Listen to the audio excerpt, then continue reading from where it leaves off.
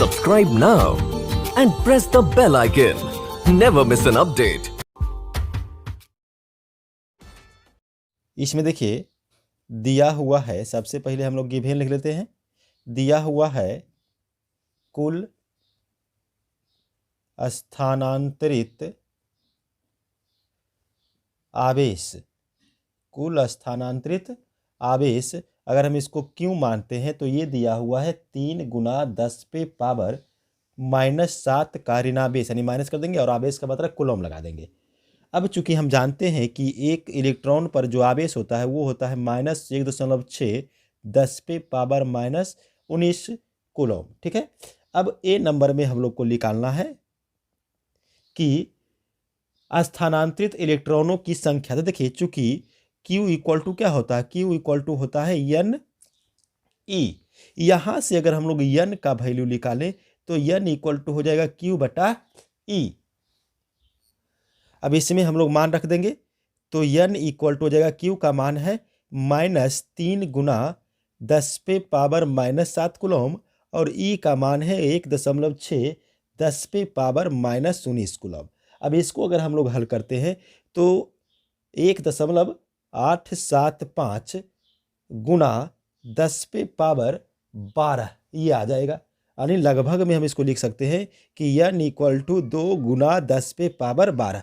तो स्थानांतरित इलेक्ट्रॉनों की संख्या आपका हो गया 2 गुना 10 पे पावर 12 इलेक्ट्रॉन। अब इसमें देखिए क्वेश्चन नंबर जो बी है, इसमें एक दो क्वेश्चन है। अब इसमें बी क्वेश्चन नंबर में क्या है, क्वेश्चन बी में है देखिए कि क्या ऊन से पॉलीथीन में सन्हति मतलब द्रव्यमान का स्थानांतरण भी होता है। तो इसका आंसर देखिए हो जाएगा हाँ। आंसर क्या हो जाएगा, हाँ हो जाएगा। क्यों हो जाएगा हाँ, क्योंकि ध्यान दीजिएगा कि ऊन से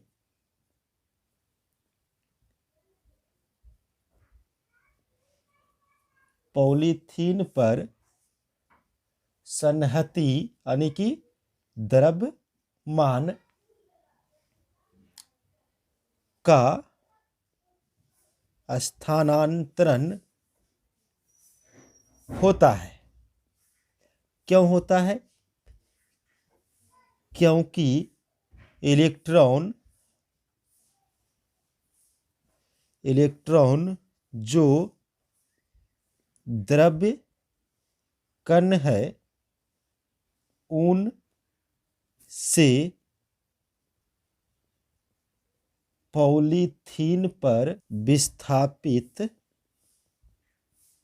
होता है। ठीक है, देखिए ऊन से पॉलीथीन पर जब इलेक्ट्रॉन जाएगा तो इलेक्ट्रॉन के पास कुछ द्रव्यमान होता है। जैसे इलेक्ट्रॉन के पास 2 द्रव्यमान होता है तो एक इलेक्ट्रॉन जाएगा तो 1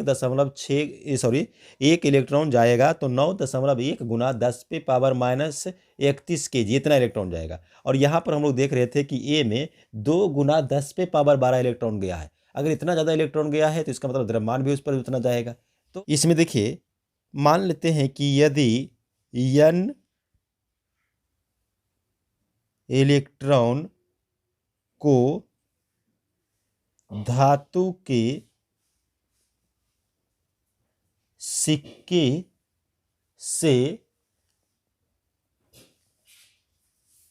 निकाला जाता है तो उस पर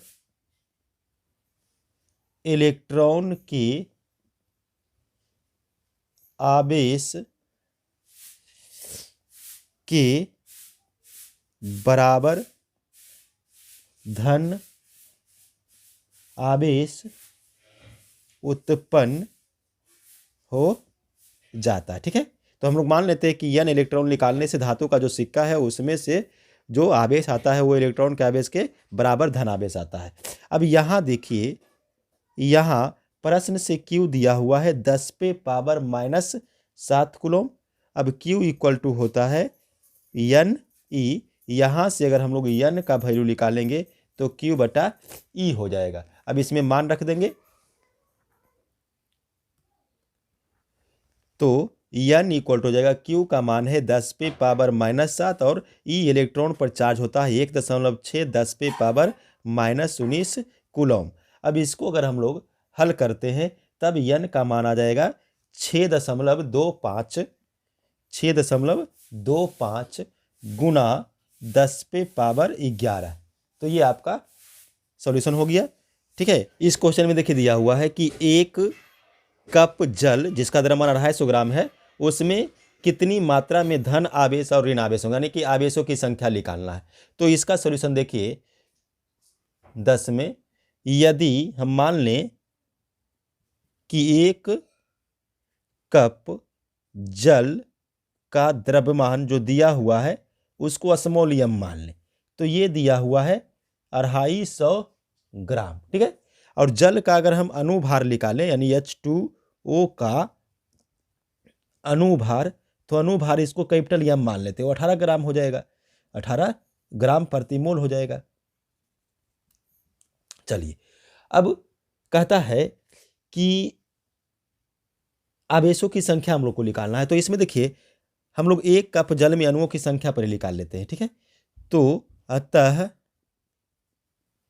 1 कप जल में अणुओं की संख्या n इक्वल टू क्या हो जाएगा, स्मॉल m बटा कैपिटल M गुना एवोगाड्रो कांस्टेंट। ठीक है, तो अब इसमें मान रख देते हैं, स्मॉल m है 250, कैपिटल M जो मोलर भार या अनुभार है वो 18 है, और n एवोगाड्रो कांस्टेंट होता है 6.02 10 पे पावर 23। चलिए, ये हो गया। अब इसमें से चूंकि देखिए जल जो है H2O, इसमें हम देखते हैं कि हाइड्रोजन का 2 परमाणु है और ऑक्सीजन का 1 परमाणु है, यानी 2 प्लस इसमें और ऑक्सीजन में 8 गो, तो 8 और 2 10, यानी कि 10 प्रोटॉन और 10 इलेक्ट्रॉन हो जाएगा, यानी कि आवेश का संख्या हो जाएगा 10। तो उसको भी हम लोग यहाँ पर नोट करेंगे।